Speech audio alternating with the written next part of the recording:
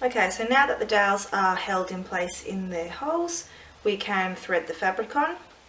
Obviously the unprinted part is the back of the sling. There should be 4 pockets to slide onto the top 4 dowels. The one that has the print on the front is obviously the bottom one.